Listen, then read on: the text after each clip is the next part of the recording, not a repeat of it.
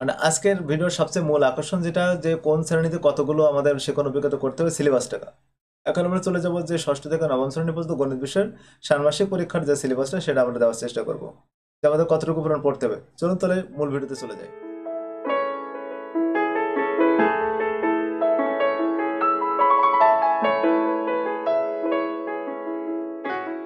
হ্যাঁ, এখন আমরা দেখে নেব ষান্মাসিক মূল্যায়ন পরীক্ষা 2024 গণিত বিষয়ের ষষ্ঠ থেকে নবম শ্রেণীর সিলেবাসটুকু। আসন্ন যে ষান্মাসিক মূল্যায়ন পরীক্ষা রয়েছে সেই পরীক্ষায় গণিত বিষয়ে কতটুকু পড়তে হবে ষান্মাসিক পরীক্ষার জন্য, এর আগে আমি একটা সাজেশন দিয়েছিলাম, সেই সাজেশনটা ছিল বাংলার। কিন্তু সেখানে যেরকম শিক্ষক সহায়িকা বইতে সুন্দর মতো ষান্মাসিক এবং যে সাংবাৎসরিক যে সিলেবাসটা ভাগ করে দেওয়া ছিল, ওই গণিত বইতে কিন্তু এরকমটা নেই। আর এটা বের করে নিতে হবে আমাদের একটা হিসাব করে। কিভাবে হিসাব করে বের করতে হবে? প্রথমে আমাদের দেখতে হবে যে এখানে যে জানুয়ারি থেকে জুন পর্যন্ত বা যে মোট দিন কত, ওইখানে তো কর্মদিবসটা বের করতে হবে। কর্মদিবস বের করে তারপর মোট সেশন, এখানে মোট কতগুলো সেশন রয়েছে তা আমরা এখানে দেখতে পাচ্ছি যে এখানে সেশন রয়েছে আমাদের 112টি। 112টি সেশনকে আমাদের দুই ভাগে ভাগ করতে হবে, ষান্মাসিক এবং বার্ষিকের জন্য। এইবার অর্ধেক ভাগ করে আমাদের এখান থেকে শিখন অভিজ্ঞতা অনুযায়ী ভাগ করে নিতে হবে। এখন দেখেন আমি একটু ছুটি হিসাবটা ধরে নেই।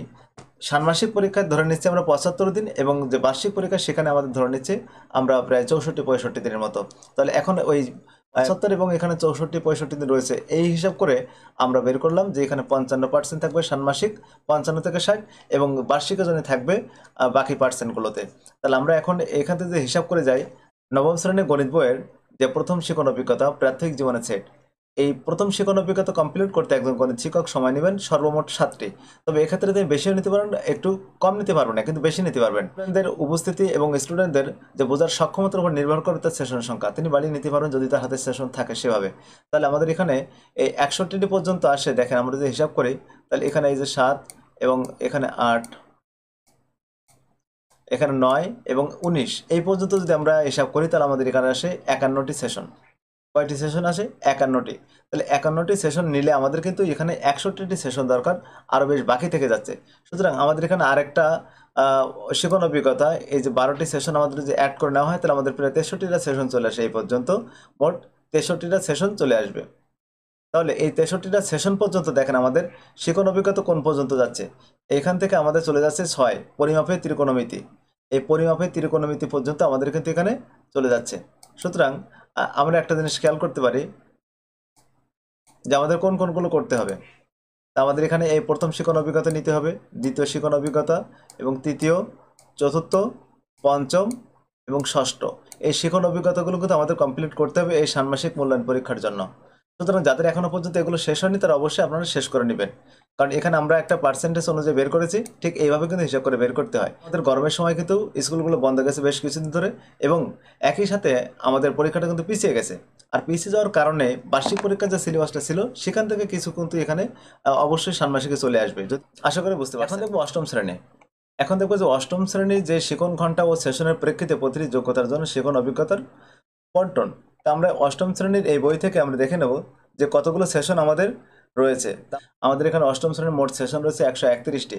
সুতরাং আমরা 55% এবং বাকি 45% যদি হিসাব করি তাহলে আমাদের ষান্মাসিক পরীক্ষার জন্য আমাদের সেশন আসে 72টি, এবং বার্ষিক পরীক্ষার জন্য বাকি থাকবে মাত্র 59টি। 72টি সেশন আমাদের কোন কোন অভিজ্ঞতা পর্যন্ত চলে যায় আমরা সেটা দেখবো একটু।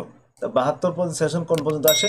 তা দেখেন এখানে 72টা সেশন যদি আমরা হিসাব করি তাহলে এখানে 10, 20, 33, 40, 52, 62, এই পর্যন্ত 62, কিন্তু আমার এখনও কিন্তু 10টি সেশন বাকি থাকে। তো ওই যে 10টি সেশন বাকি থাকে ওইটা কিন্তু আমাদের কি করতে হবে, এই যে সপ্তম অধ্যায় মানে শিখন অভিজ্ঞতা 7, শিখন অভিজ্ঞতা 7-এর এখানে 24টি সেশন রয়েছে, তো আমরা এখানে অর্ধেকটা করতে পারি। আমাদের এখানে যদি আমরা 6 পর্যন্ত করি তাহলে আমাদের হয়তো মানে ভালো থাকবে, আমরা করতে পারবো। আমরা কিন্তু 6 পর্যন্ত ফাইনালি ভালোভাবে করতে পারবো, কিন্তু আমাদের অত রিস্ক নেওয়ার কোনো প্রয়োজন নেই। আমরা এখানে বৃত্তের খুঁটিনাটি এই যে শিখন অভিজ্ঞতা 7, এইটারও যদি অর্ধেক আমরা কমপ্লিট করতে পারি তাহলে আমরা নিশ্চিন্তে থাকতে পারবো যে আমাদের ষান্মাসিক পরীক্ষার সিলেবাসটা 100% কমপ্লিট হচ্ছে। এবং আরেকটা জিনিস খেয়াল করি যে এখানে দেখেন এই যে সপ্তম অভিজ্ঞতার যে যোগ্যতাটা রয়েছে এখানে, এই যে 3 নম্বর যোগ্যতা এবং 7 নম্বর যোগ্যতা, এই 3 নং এবং 7 নং যোগ্যতা কিন্তু আবার আমরা এই যে শিখন অভিজ্ঞতা 5-এর মধ্যে কিন্তু পাচ্ছি। এখানে এই জমির নকশায় ত্রিভুজ ও চতুর্ভুজ, আর এখানে হচ্ছে বৃত্তের খুঁটিনাটি। তাহলে একই যোগ্যতা যদি দুই জায়গায় থাকে তাহলে শেষটাই কিন্তু আসলে সম্পূর্ণ নাও থাকতে পারে। বা এটা কিন্তু সম্পূর্ণভাবে নাও থাকতে পারে, যেহেতু আমাদের এখানে 24টা সেশনের কথা বলা হচ্ছে, কারণ বার্ষিক পরীক্ষার জন্য আমাদের সময় কম। তাই সেই জন্য আমরা এখানে কি করব, এই সপ্তম শিখন অভিজ্ঞতার বৃত্তির খুঁটিনাটি এই অংশ থেকে আমাদের অর্ধেক সেশন আমাদের নিয়ে নিতে হবে। তার মানে আমরা এটার অর্ধেক রাখবো, এখান থেকে 12টি সেশন নেব, তার মানে আমাদের হচ্ছে কতটি, 72টি, এবং বাকি যেগুলো থাকবে সেগুলো বার্ষিক পরীক্ষার জন্য। আশা করি বুঝতে পারছেন। গণিত বিষয়ে ষান্মাসিক মূল্যায়ন পরীক্ষার জন্য কতটুকু পড়তে হবে। আমাদের এখানে শিখন অভিজ্ঞতা দেওয়া রয়েছে অনেকগুলো, শিখন অভিজ্ঞতা রয়েছে এখানে 13টি, আর এখানে আমাদের মোট সেশন রয়েছে 112টি। তো এখন 112টি সেশন থেকে যদি আমরা 55% যদি হিসাব করে নিই, তাহলে আমাদের চলে 55% এবং 55 থেকে 60 হিসাব করে নেই, তাহলে আমাদের এখানে প্রায় 61টি সেশন আমাদের কমপ্লিট করতে হবে এই ষান্মাসিকের জন্য। এবং সেক্ষেত্রে আমাদের কোন পর্যন্ত যেতে হচ্ছে আমাদের দেখে নিই, যে কোন অভিজ্ঞতা পর্যন্ত যেতে হয়। তো এখানে আমাদের দেখেন, যদি আমরা এই পর্যন্ত করে নিয়ে আসি, তাহলে আমাদের প্রায় 60টা পর্যন্ত চলে আসে। হ্যাঁ, এই বাইনারি সংখ্যার গল্প পর্যন্ত আসলে আমাদের কতগুলো সেশন, প্রায় 60টি সেশন আমাদের কমপ্লিট করা হচ্ছে, আর একটি সেশন বাকি থাকবে। আর এখানে এই 60 পর্যন্ত কমপ্লিট করলে মোটামুটি চলবে। তাহলে আমাদের সেই 60 পর্যন্ত যদি এটা হিসাব করি, তাহলে আমাদের প্রথম অধ্যায়, প্রথম শিখন অভিজ্ঞতা, দ্বিতীয়, তৃতীয়, চতুর্থ, পঞ্চম, ষষ্ঠ, সপ্তম, এই বাইনারি সংখ্যার গল্প পর্যন্ত যদি আমরা কমপ্লিট করি, তাহলে আমাদের এই ষান্মাসিক মূল্যায়ন পরীক্ষার জন্য যে গণিত বিষয়ের সিলেবাসটা, আশা করি ষান্মাসিক মূল্যায়ন পরীক্ষার জন্য ষষ্ঠ শ্রেণীর গণিত বিষয়ের সিলেবাস কতটুকু থাকে সেটা আমরা একটু দেখে নেব। দেখেন, এখানেও কিন্তু সেই সেশন ঘন্টা কতগুলো সেশন রয়েছে, 112টি। এখন আমরা দেখে নেব ষষ্ঠ শ্রেণীর ষান্মাসিক মূল্যায়ন পরীক্ষার জন্য যে কত অধ্যায় পর্যন্ত পড়তে হবে, কত পৃষ্ঠা পর্যন্ত, সেটা আমরা একটু দেখে নেব।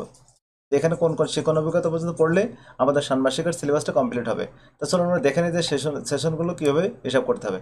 তা আমরা দেখেছি যে আমাদের মোট সেশন এখানে রয়েছে 112টি সেশনকে আমরা যদি 55 থেকে 60%-এর ভিতরে একটা পার্সেন্টেজ নিয়ে আসতে পারি, যেহেতু মানে গেছে, তাহলে সেখানে আসে প্রায় 61টি এবং 51টি, 61টি আর 51টি। তা আমরা এই 61টি যদি ধরে নেই, তাহলে আমাদের আসে কোন পর্যন্ত আসছে, 63টা সেশন। তাই 63টা সেশন আমরা যদি ক্যালকুলেশন করে নেই ষান্মাসিক মূল্যায়ন পরীক্ষার জন্য, তাহলে এর শিখন অভিজ্ঞতা কোন পর্যন্ত আসে, এই যে এখানে আসে দেখেন, সংখ্যার গল্প, পূর্ণ সংখ্যার জগৎ, মৌলিক উৎপাদকের গল্প, ভগ্নাংশের খেলা, ঐকিক নিয়ম, শতকরা অনুপাত এবং দৈর্ঘ্যমাপী, এই পর্যন্ত চলে আসে। তো এগুলোর ভিতরে কিন্তু আমার বীজগণিত কোনো অংশ নেই। তা বীজগণিত যদি কোনো অংশে ঢোকানোর প্রয়োজন হয়, তাহলে এখানে দৈর্ঘ্যমাপী এইটা কিন্তু বাদ দিয়ে এখান থেকে বীজগণিত রাশির জগৎ কিন্তু চলে আসতে পারে, বীজগণিত রাশির জগৎ। সেক্ষেত্রে আমরা বীজগণিত রাশির জগৎটাও সাথে নেব, এখানে এর সাথে অ্যাড করে। এখান থেকে কোনো একটা বাদ দিতে পারে, বাদ দিয়ে বাকিটা দেবে, কিন্তু আমরা সেটা না দিয়ে আমরা এখানে বীজগণিত রাশি পর্যন্ত করবো, যেহেতু এটা ষষ্ঠ শ্রেণীর শিক্ষার্থীদের জন্য যে নতুন একটা বীজগণিতের চ্যাপ্টারটা শুরু হবে, সেক্ষেত্রে তারা কিন্তু অনেক বেনিফিটেড হবে এই যে মানে এই শিখন অভিজ্ঞতার মাধ্যমে। সুতরাং এটা কিন্তু খুব গুরুত্বপূর্ণ একটা, এবং এটা কিন্তু থাকবে, এবং এটা থাকবে মাঝখান থেকে হয়তো ঐকিক নিয়ম বা দৈর্ঘ্যমাপী এটা সম্ভবত বাদ হয়ে যেতে পারে। এই যে দৈর্ঘ্যমাপী আর শিখন যে সেশনটা রয়েছে, এটা কিন্তু বাদ হয়ে যেতে পারে। ওটা বার্ষিকতা আমাদের ষষ্ঠ থেকে নবম শ্রেণী পর্যন্ত ষান্মাসিক মূল্যায়ন পরীক্ষার জন্য গণিত বিষয়ের সিলেবাসটুকু।